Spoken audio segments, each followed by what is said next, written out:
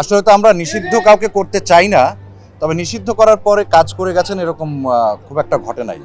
তো সেই সংখ্যাটাও খুব বেশি না, দু একজনের ব্যাপারে এটা হয়েছিল যারা একেবারেই নিয়মকানুন মানতে চান না, তাদের ক্ষেত্রে এটা করা হয়েছিল। কিন্তু নিষিদ্ধ করাটা আসলে কোনো মানে যৌক্তিক সমাধান না, বরং সংশোধনটাকে আমরা মনে করি যৌক্তিক সমাধান।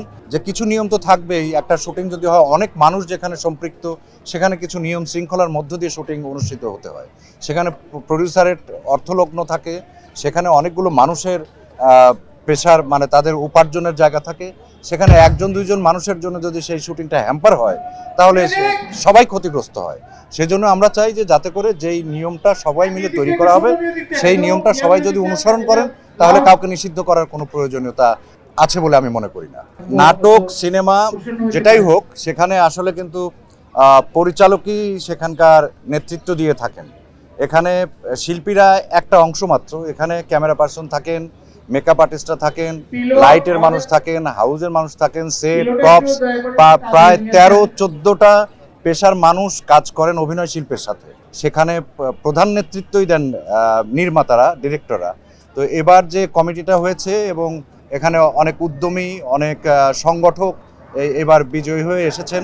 সুতরাং এবার ডিরেক্টরস গিল্ড নিশ্চয়ই ঘুরে দাঁড়াবে এবং নতুন উদ্দীপনায় আমাদের যে শুটিং পরিবেশ, কিছু কিছু জটিলতা এখনও সমাধান করা যায়নি, সেটা ডিরেক্টরদের নেতৃত্বে শিল্পী, কলাকুশলী সবাই মিলে এই পরিবেশটা হয়তো আরও ঠিক করবে, যেখানে শিল্পী, কলাকুশলীদের নিরাপত্তা এবং শুটিং পরিবেশটা ফিরিয়ে আনাটা খুব জরুরি। নতুন যে নির্বাচিত কমিটি, তাদেরকে আমরা সাথে সাথে অভিনন্দন জানিয়েছি এবং তাদের কাছে আমাদের প্রত্যাশা যে শুটিং পরিবেশ, এই পরিবেশটা খুব দ্রুততার সাথে শেষ করা দরকার এবং সকলেই যাতে এই পেশাটাকে আনন্দের সাথে যাপন করতে পারেন। সংস্কার বা সংশোধন এগুলো একটা চলমান প্রক্রিয়া। তো এবারও যখন কথা উঠেছিল আমরা সেটাকে সাদর আমন্ত্রণ জানিয়েছিলাম।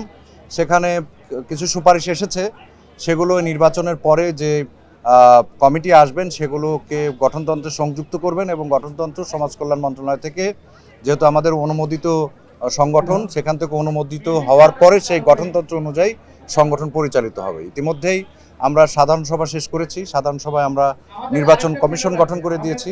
এছাড়া আপিল বোর্ড গঠন করা হয়েছে। আজকে থেকেই নির্বাচন কমিশন তাদের কাজ করবেন, 45 দিনের মধ্যে নির্বাচন অনুষ্ঠিত হবে।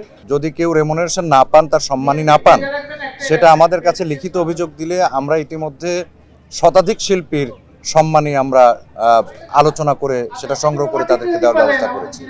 তারপরে যে শুটিং হাউসগুলোর যে পরিবেশ আছে, সেখানে আসলে শিল্পীদের সেখানে কিছু করার নাই। তার কারণ আমরা বারবার বলেছি, সেটা আসলে প্রডিউসার এবং ডিরেক্টরদের কোনো সংগঠনই এককভাবে আসলে এখানে কিছুই করতে পারবে না। সুতরাং সবগুলো সংগঠনকে একসাথে কাজ করলে এই সব সমস্যার সমাধান হওয়া সম্ভব।